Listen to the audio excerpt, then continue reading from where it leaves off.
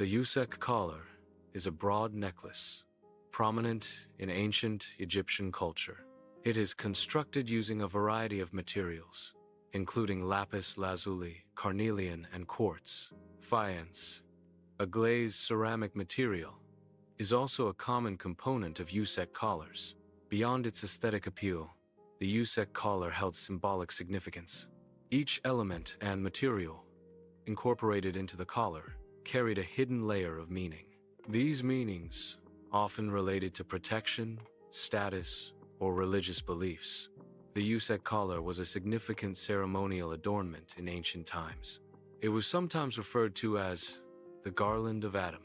Atum was revered as the self-created creator god of the universe. Ceremonial Usekh collars often featured 9 rows of beads. The Ennead represents a group of 9 deities. These gods are credited with bringing the cosmos into existence. The 9 rows symbolize the Ennead's collective power and influence. The Usekh collar was a symbolic adornment. Wearing the Usekh collar signified the pharaoh's role as the earthly representative of divine order. This declaration reinforced the pharaoh's authority and connection to the cosmos. The Usekh collar is an ancient Egyptian adornment. It is constructed from multiple rows of beads. These beads are made from semi-precious stones, or faience. The collar is finished with falcon head terminals, symbolizing Horus. The sun collar features a circular shape, symbolizing the sun's path. This circular form also represents the cyclical nature of time. By wearing the collar, the individual positions themselves at the center of this cycle. This placement mirrors the role and significance of the sun god, Ra. The wearer embodies the cyclical and eternal qualities associated with the sun. Thus, the collar serves as a potent symbol of cosmic order and personal connection to divinity. Colors held significant symbolic meanings in ancient cultures. Lapis lazuli was used to represent the night sky. Lapis lazuli also symbolized primordial waters. Turquoise was associated with joy. Turquoise also symbolized the rays of the rising sun. Carnelian symbolized the blood of Isis and vital energy. The manket is a counterweight worn hanging down the back. It symbolizes the equilibrium between the physical and spiritual realms. This balance was considered essential in ancient belief systems. The counterweight served as a constant reminder of this duality. It represented the interconnectedness of earthly and ethereal existence. Thus, the manket embodied a core philosophical principle. Ancient Egyptians believed the journey through the duat, or underworld, was fraught with danger. Protective amulets and symbols were crucial for navigating the duat's challenges. The Usekh collar was one such vital amulet, specifically for throat protection. This protection ensured the soul could speak and breathe freely in the afterlife. The ability to speak was essential to pass Osiris's judgment in the underworld. Therefore, the Usekh collar played a key role in the soul's successful transition to the afterlife. Spell 158 from the Book of the Dead focuses on the magical significance of a collar. The collar is described as a vital protective amulet for the throat. It functions as a spiritual brace to ensure the pharaoh's head remains attached.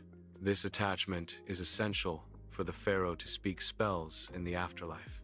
The collar also enables the pharaoh to breathe the air of eternal life.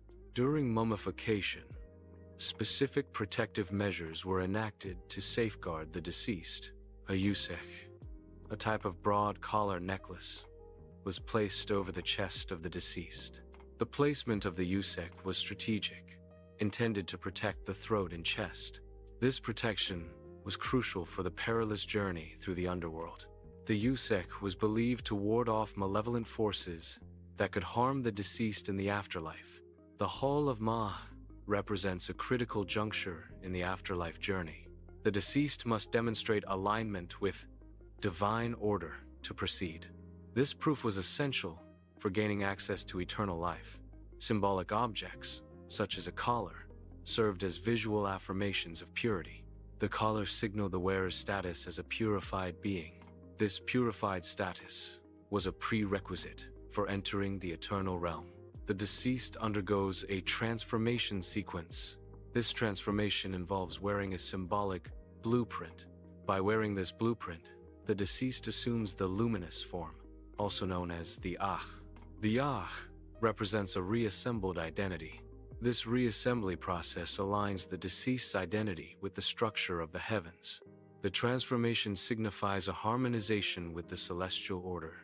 Overseer and smithies were often the exclusive craftsmen of collars in the Old Kingdom. This exclusivity stemmed from the belief that Egyptian had a special connection to Ptah. Ptah was revered as the creator god, associated with craftsmanship and creation. Ptah's hands were considered blessed, capable of infusing protective magic into the collars. The golden falcon heads transformed the necklace into an aegis. This transformation initiated the projection of a powerful force field. The force field was imbued with a divine presence.